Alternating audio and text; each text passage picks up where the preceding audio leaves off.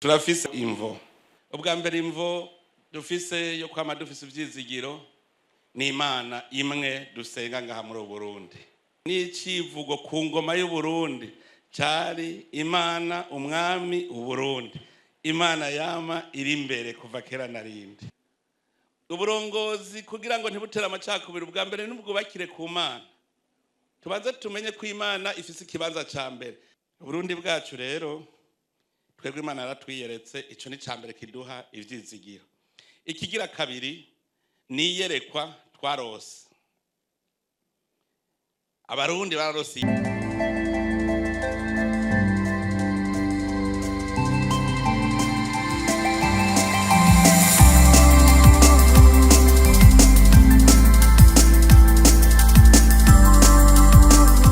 yerekwa kuva kera na rindi.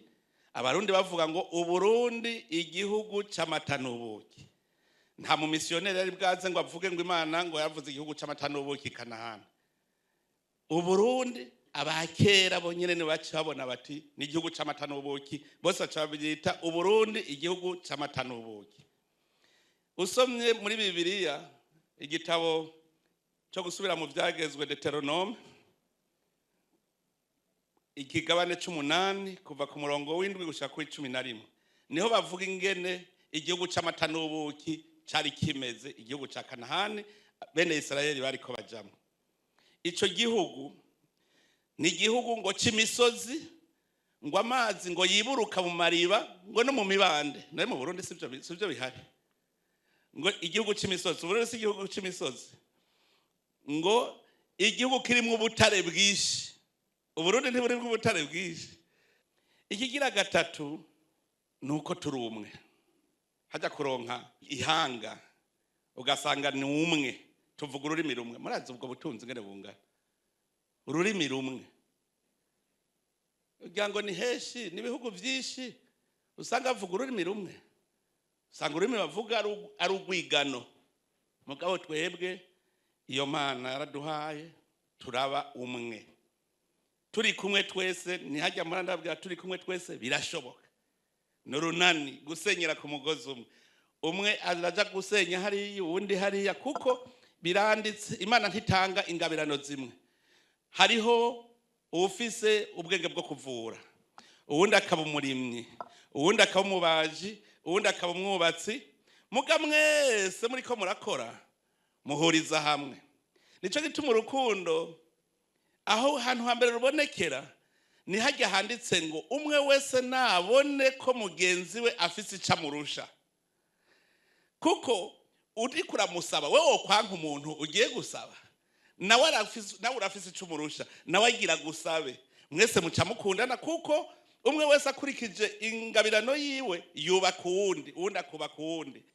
Ikindi kintu rero kiduha umwizero ni imbona kazoza, la vision. Uri kujahe utazi yaja ntazimira ntanacererwa kuko hashitse hose aba yashitse.